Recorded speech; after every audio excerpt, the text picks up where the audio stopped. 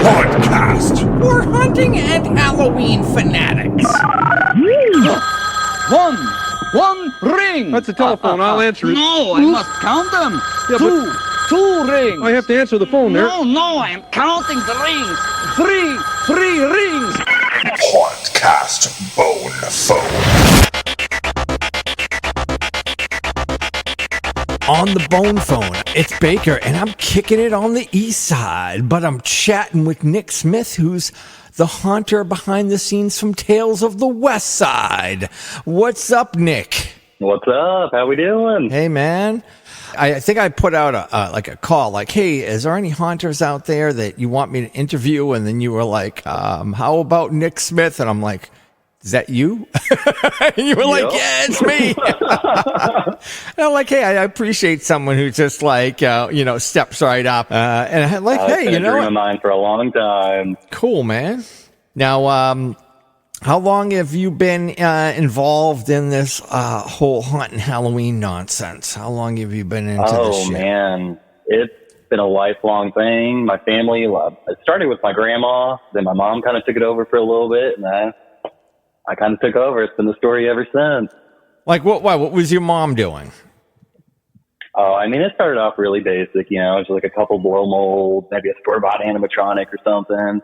And I was never really into the store-bought stuff myself. So I really started messing with like windshield wiper motors and stuff of that nature, and just started building stuff. A lot of PVC, a lot of spray foam.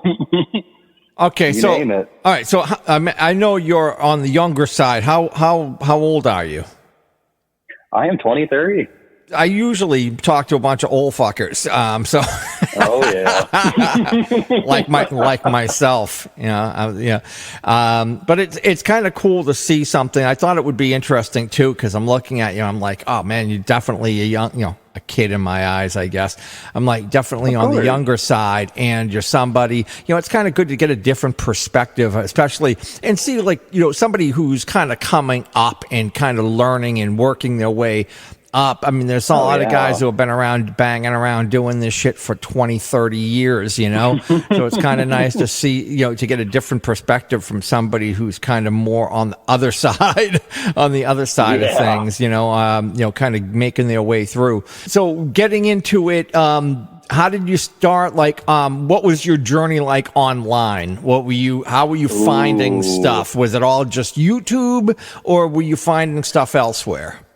It was a combo of a lot of YouTube, a lot of Steve's Haunted Yard. He's a big inspiration for me. I love him so much.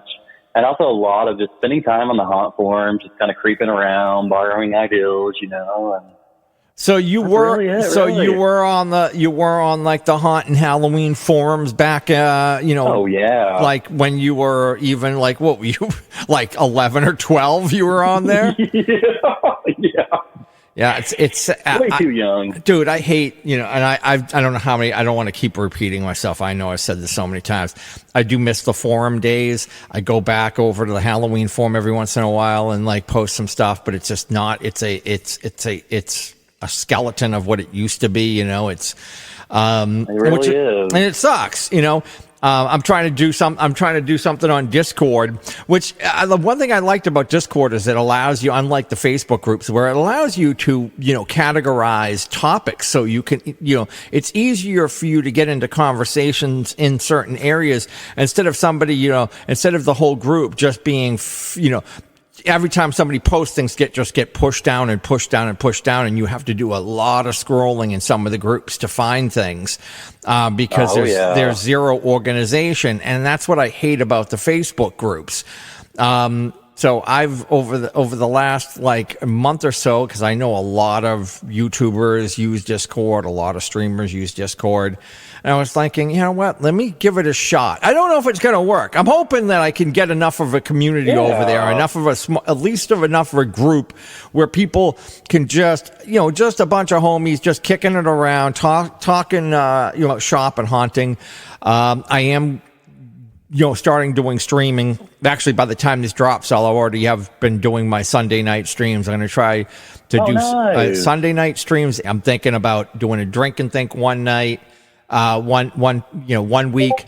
The next week, maybe doing a show and tell, bring something you built, you worked on, whatever, talk about it. Maybe even doing a make and take at some point where it's saying, hey, we're gonna work on one specific thing. So I just get some ideas of doing things just so we can get a bunch of people on, chat about shit. Maybe we can help each other out, work through whatever we're working on, that type of thing. So anyway, make sure you're over on really Discord. Try to be active over there. I'm really trying to get some activity and get things happening. It should be a great group, and join in anyway. So sign up and get on there. So cool. Anyway, so beyond that, you kind of did a little bit on the forums. I know you. That's the thing is when you go back when the forums were in their heyday, like say that's 2010, where they were probably at their biggest, just before Facebook blew up and everybody moved to Facebook and started their own Facebook groups. Just before that fucking happened. It was really cool because everybody was there. And then YouTube was just kind of in its infancy. People just started like vlogging and doing vids on there, making how-tos and shit like that. So, I mean, but it was just part of your normal thing. It's just like that was always there for you. So, and Steve's Haunted Yard, like Steve was always been a prolific poster and sharer of stuff. So, I've known him from way back from the forum days all the way through, and he's always been out there sharing a lot of cool stuff. So, a lot of good knowledge out there. Being a little kid watching him on YouTube, it's like a nightly thing almost. What were a couple of things that you first got into building? You first tried on your own? It was a lot of just building really basic, just PVC armatures, almost like a stick figure almost. Just kind of dress them up. And then I kind of feel that, how I could really add some animation to that, some movement, and I just ever since it's just tweaking it here and there, just seeing what all I can add to it and how crazy I can get it. I try to, every year the display grows and gets bigger and bigger and bigger. Where are you located? Springfield, Missouri. Springfield, Missouri. Is Springfield, Missouri supposed to be where the Simpsons really are? That Springfield, is that supposed to be the Springfield or not?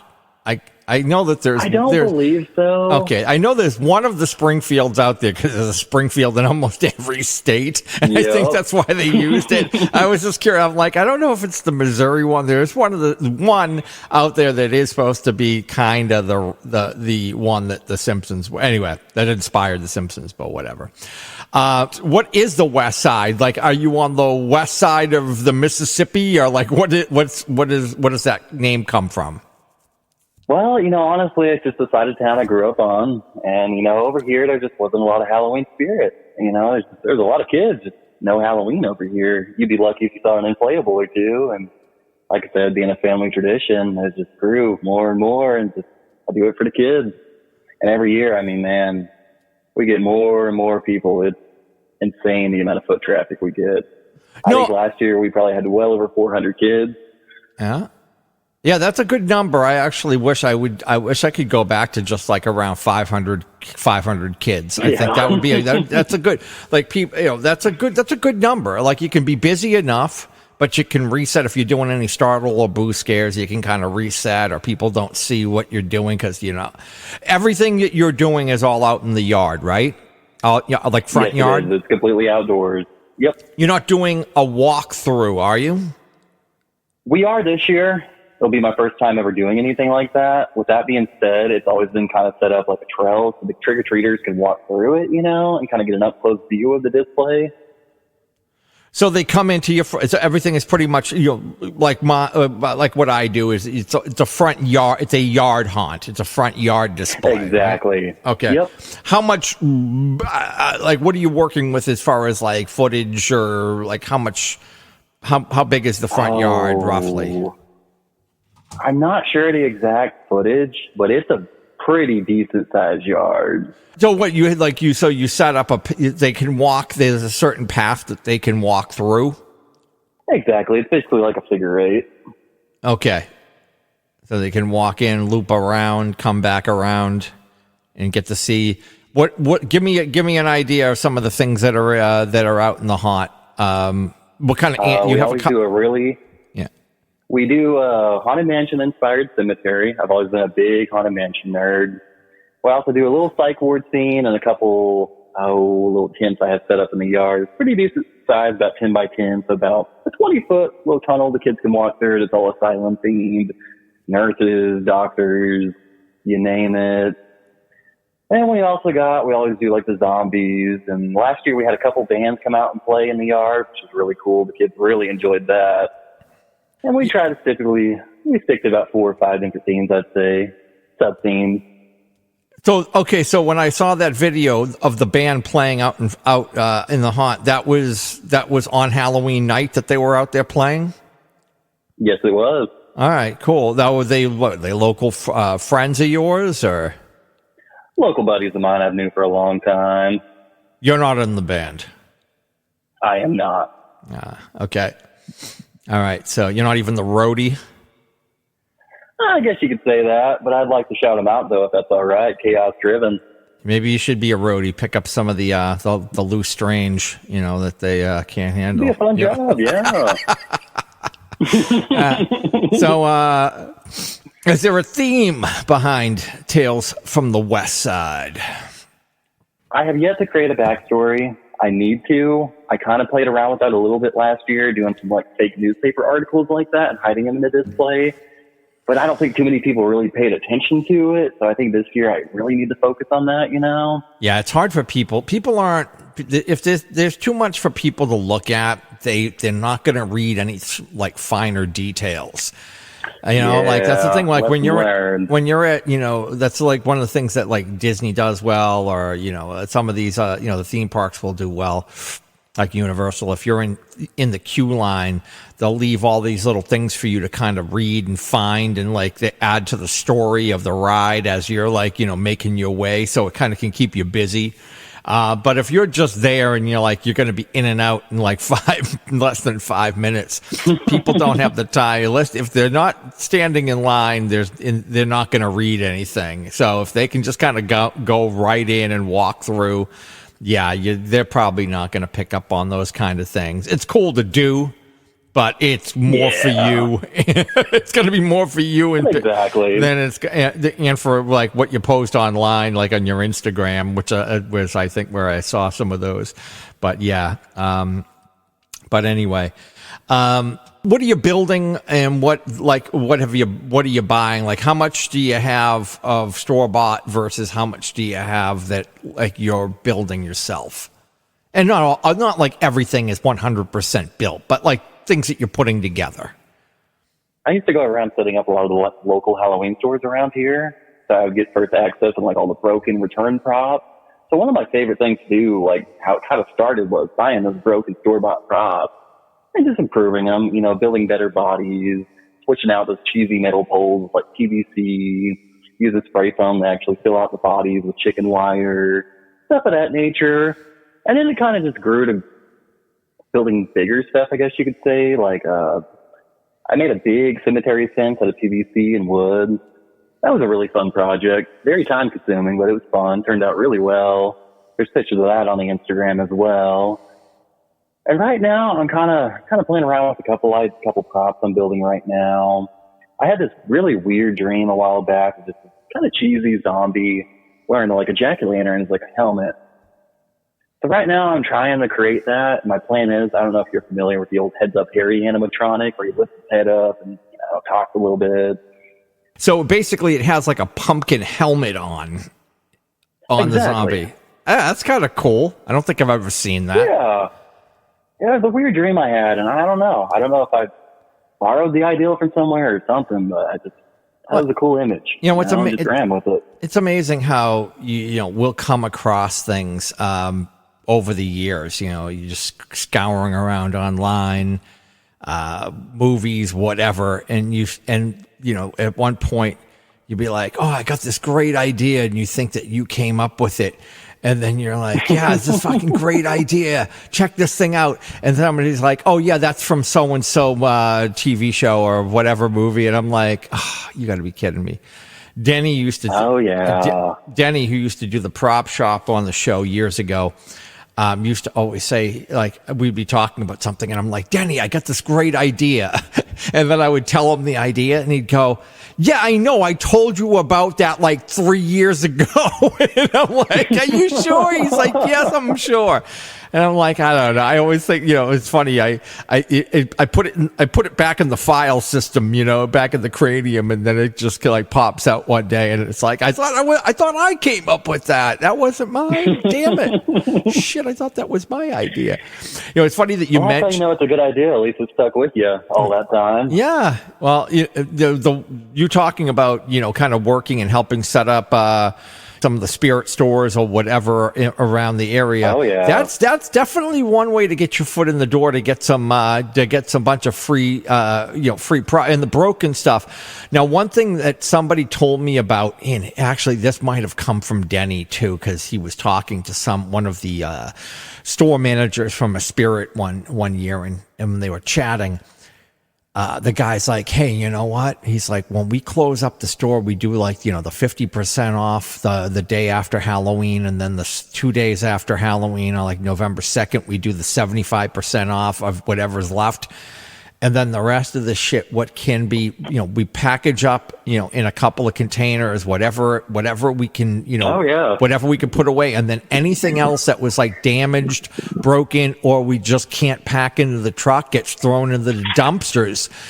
So he was like, yeah, just go behind the dumpster after like the second, after like on November 2nd or 3rd. Just go in there and just go completely dumpster dive.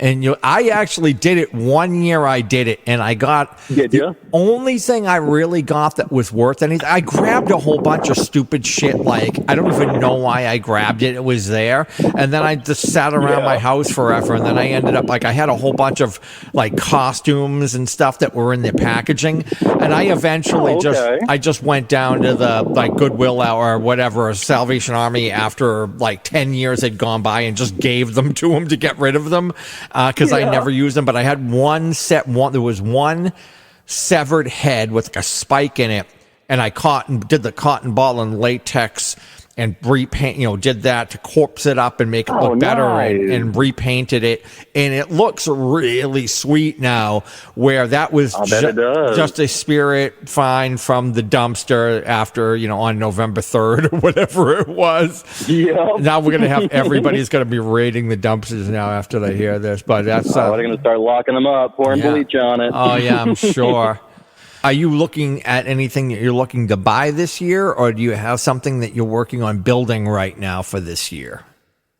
Honestly, I'll be completely honest. I'm not very impressed with any of the Halloween selection I've seen this year at Home Depot, Lowe's, Spirit. It's not really into it. So I think this year it's going to be a lot of building stuff, making my own creations and just running with it. Do you have one idea of something that you're going to do for this year?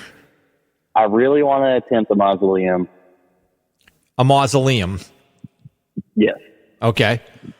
I can tell you how not to build one the way I built it. What I did, I'll tell you. If you're gonna build it, okay, this is don't do this. Don't build the entire frame and make it so it's not so you can't disassemble it. Don't make it like a permanent frame. When you build it, make sure you're thinking about how you're going to be able to disassemble it and stack it away when you're done with it.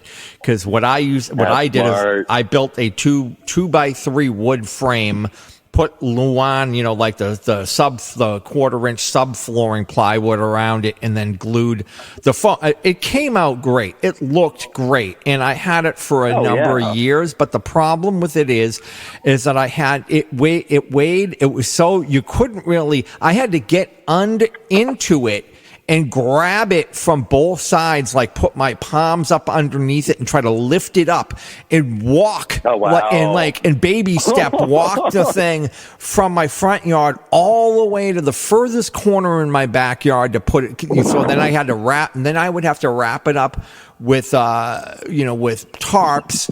And then I'd have to repeat the process of doing, like, walking that sucker all the way out. And it's amazing. You just think of a 2x3 frame with some Luan on there and styrofoam. That thing got that was thing that was like over 100 pounds and a real pain in the ass to move around. So Wow. when you build yours, make sure that the walls, you can take them apart. Think about that, because it will make things so much easier on you, so that you can like disassemble it, easily put it away, and then bring it back out. It's just, once again, I can't give you I didn't do that. So look around and see if you can find some tips on how to make it so you can disassemble it, you know, because mine turned into a nightmare. I loved the look of it, and I used it for a number of years, but then I just got so sick of moving it around, and that I just couldn't deal with it anymore. It was such a pain in the ass. What do you kind of do for like lighting for the front? Oh, it's those LED lights that everyone's getting off Amazon that run off the app or whatever, you know. I use a lot of those. It took me a while, but I finally upgraded all my lights to those. I think we're running about 20 to 25 of them in the yard. And they're amazing. I love them. You can sync them up to the light or to the music, and they're just great. Now, I highly recommend them. Are you talking about the ones that look like the small little flat panels that are like the RBG ones? Okay. Yep, that's exactly what I'm talking about. All the kids are into those nowadays. They're amazing, and they're cheap as hell. Yeah, I know. Because I've had the same, like I've had my lighting for years now. I've created some new like spots, but I have like, as far as the big floods, I've just had them for years, and I'm like, they work. I don't need to replace them. So if I had to start over, I would buy those. I just haven't, you know, it's like I've got them. There's no need to buy other ones, even if they're cheap, because I've got my lighting already set. You know, I get it. That's kind of where I was the last year when I finally just kind of bit the bullet. It was like, yeah, we're going to commit to it and we're going to do it. It was definitely, I just got sick of replacing light bulbs, to be honest with you, on the floods. Yeah. I use the LED floods instead of the condensate flood, and it also saves you a little bit on the electric bill. But do you also? I know. Well, music. You have a band coming out there. That's not a regular every year thing, though. The band, or is it? To be completely it's going to be now. We're kind of keeping that the tradition, because music's always been a big role in the whole haunt. To be honest with you, a lot of it's inspired by music. A lot of bands I love. That was kind of accidental, though. I kind of just got the phone call on Halloween night, like, hey, can we come over and play? I was like, why the hell not? And there we were. Do you have a bunch of people helping you out, acting, performing? Do you get out and act and get in costume? What do you do? I do. I try every year to get actors. It's just very tough around here. So it's really a one-man operation. I know all about that. I've been doing it by myself. Well, I've had a couple of helpers here and there, but I do the whole thing myself for years, and I'm all right with that. Like I've actually liked the way it is now. It's streamlined a little bit. I don't have to depend on. Here's the thing: whenever you have to depend on people, they will always let you down. Always let you freaking down. I am too familiar with that one. Nobody is as into this shit as you are, and nobody cares as much. So most people are just like, yeah, whatever, I'll show up. Maybe I won't. Is there anything that you're looking to get into in the next year or so? Some things that you're looking to learn, whatever, anything? I'd say learning, definitely. I'm really wanting to get into pneumatics. I've been doing a lot of research on it. I just haven't quite reached that point where I'm like, okay, I'm ready to attempt this. But I really want to make a trash can trauma. I just think those are so neat, and I love them. They are amazing. The best trash can trauma I ever had was the cheapest one that I made. Really? Like, was the best. Like, so I built this one out of just a plastic trash can, like a Rubbermaid trash can. I had a Husky bike pump inside of it. Now, I don't know if I recommend the Husky bike pump route.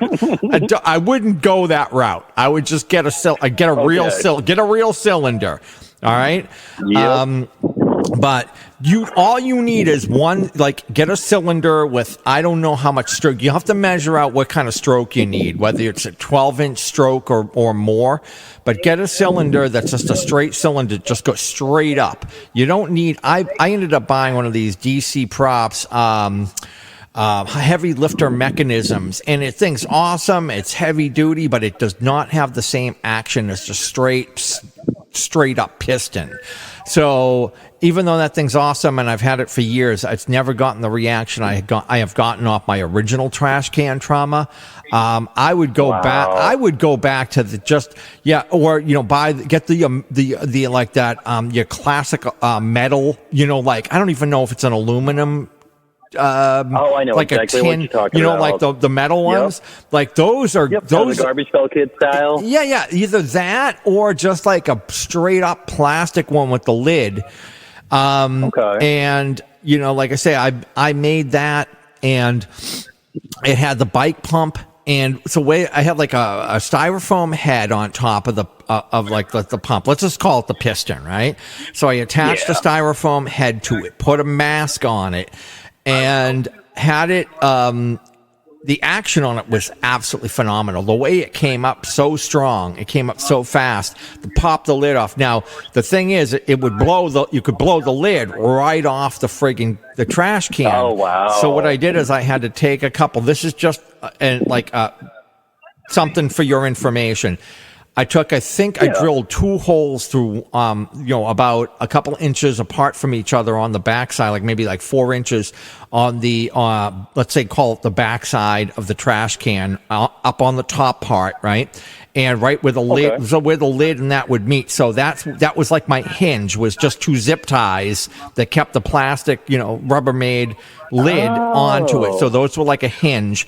And then when the thing popped up, so it would pop up, I also needed it to pull the head back down. So I used bungee cords, like those small bungee cords on the inside of the trash can, attached to like the head. I forget how I did it. I think I did wrap around the neck of the styrofoam, like some chicken wire. So I wrapped around and made like shoulders like attached to the neck, and duct taped it up so it would stay, because I needed something a little bit stronger to keep the head and I attached the bungee cords to that chicken wire and like down to the base, so it would pull the head and pull everything back, like, so it was connected to the lid. So when the head popped up, the lid wouldn't blow back off of the thing. It would come up just enough where the head would pop up, and then it would pull the lid back down when the piston came down.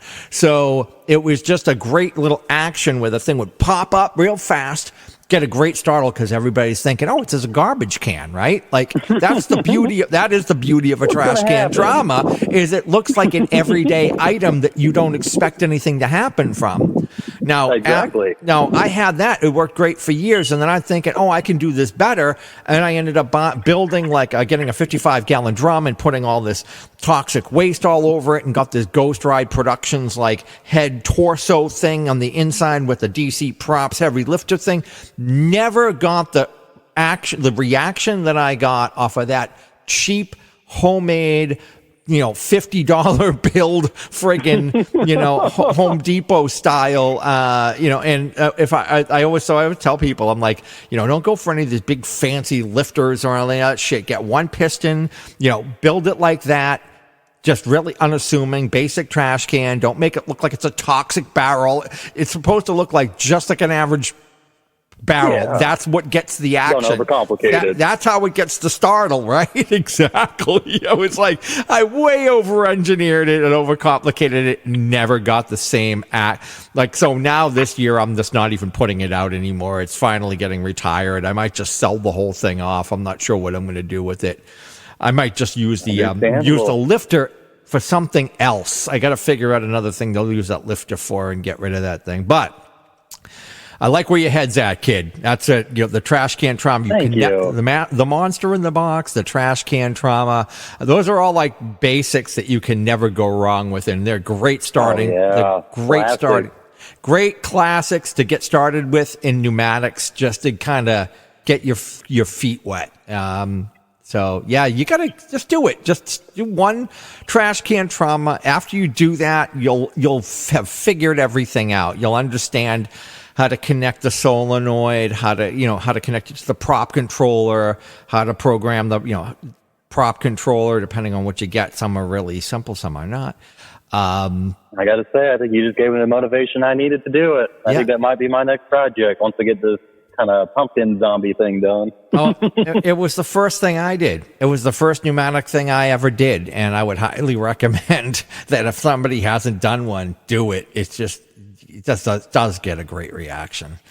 One of the best I've ever gotten. I've got some old video on YouTube where it's got some video, but it's so, dude, I don't even think it was 720. It was like 480p. It was like so bad you can barely even see what the hell's going on. I mean, the quality is brutally bad. That's why it's like I leave it up there just because of nostalgia, but it's so brutally bad. Understandable. Yeah.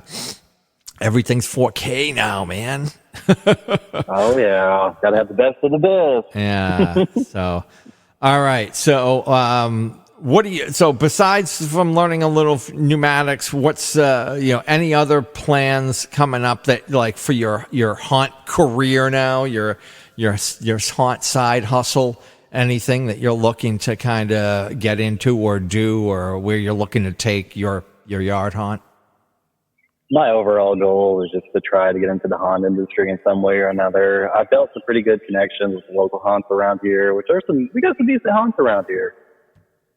And there's a couple of them that's like actually doing, like having little booths at Trans World and stuff of that nature and selling props online. And that's really where I plan to go with it. Have you ever tried to go down and become a haunt actor and do like at least a few nights at one of the haunts or anything like that? I haven't yet. I wanted to last year, but just honestly, with the haunt and family and all that, I just didn't quite have the time to do it. As far as getting into the haunt industry, are you looking to do like acting, or are you looking to do more like building, being on the production crew? More production. Yeah, more behind the scenes. Yeah, it's definitely where my heart is. Set building and all that stuff. That's what I would. I'm better at that than I am. I don't know if I'd be great. I mean, you think I talk on, do the podcast. They've done it for years, but I don't know how. I'm not as great on acting, having to put myself out in front of people. I'm much better behind the mic or behind the scenes. I do like getting my scares, and I do like getting dressed up and getting out in the yard. But there's something to be said about like the building process and stuff, because you could do that all year round. You have a very limited window in which to act. It's a beautiful journey. Yeah, you learn a lot. It is. So, all right. So we expect some progress on that trash can trauma this year. Okay. And if you need any help, be in that Discord and ask questions, and I will help you out as much as possible. All right. So I will I definitely will reach out. Dude, I will be your guide to help you through your first trash can trauma. And I appreciate it. Yeah, and if there's anything else, like say, hit me up. That's one of the reasons I'm doing the Discord, is I wanted to be a bit more involved and help people out. Not that I know it all, believe me. And I want to. That's why I talk to people, because I learn so much. But I also want to try to give out and help other people get over sticking points for them, whatever it may be, and help them along this crazy journey as home haunters or whatever, home haunters, I guess. Oh, yeah. Keep it to that. I'm not teaching pro haunters shit, probably. The crazies. Yeah. All right, dude. So anything else you want to tell us? Where can people, if people wanted to just, catch up with you online, you have an Instagram, right? So yes, I do. And that is? Just Telstra West Side. All right. And what about, you don't have a website, but you do have a Facebook page, right? I do have a Facebook, which is also just Telstra West Side. And for any, my personal account is Rat Fetus. All right. If you see the name Rat Fetus on any chat forums or anything, that's me. What about, do you YouTube channel or no?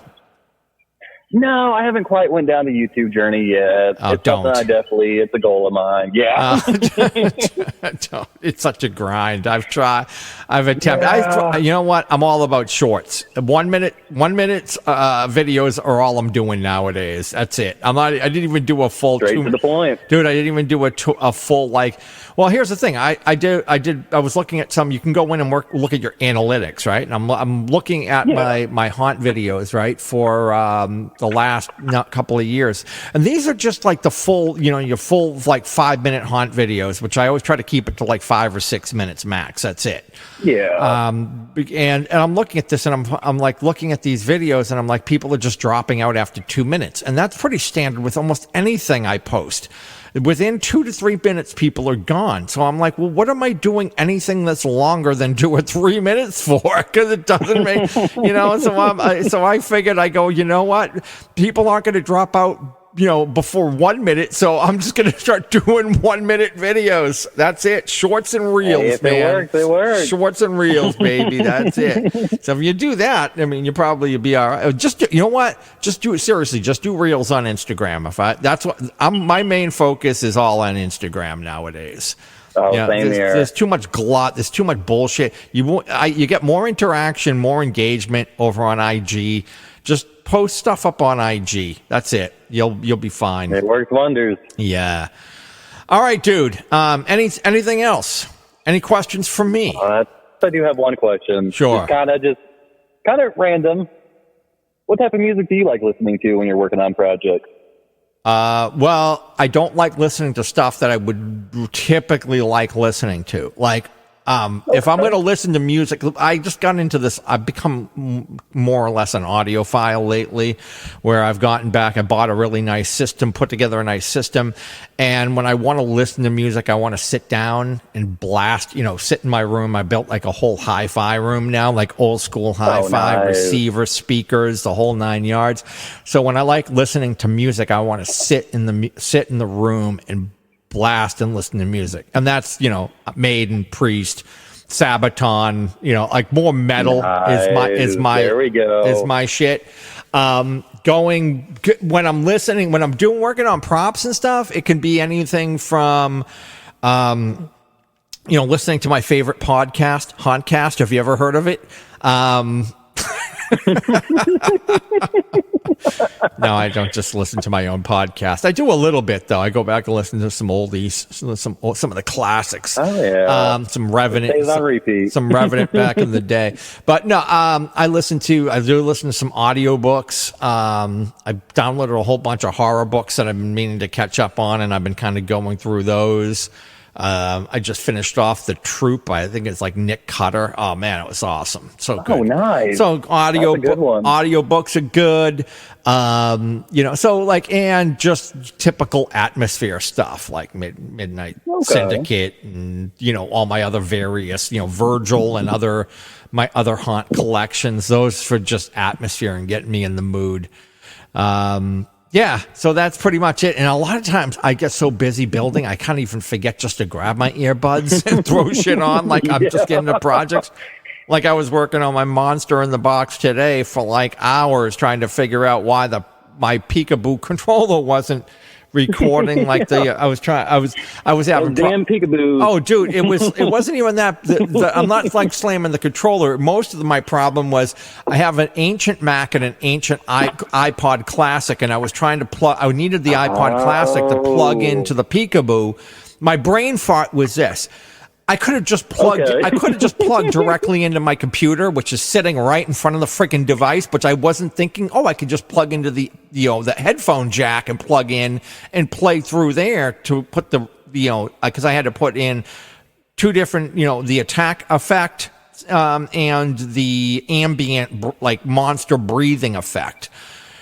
And I'm going through and I'm struggling and I couldn't figure out what the problem was. And like, the iPod wasn't connecting properly. And then I finally switched over and I went on Windows and I just downloaded the iTunes version from Windows and I connected there.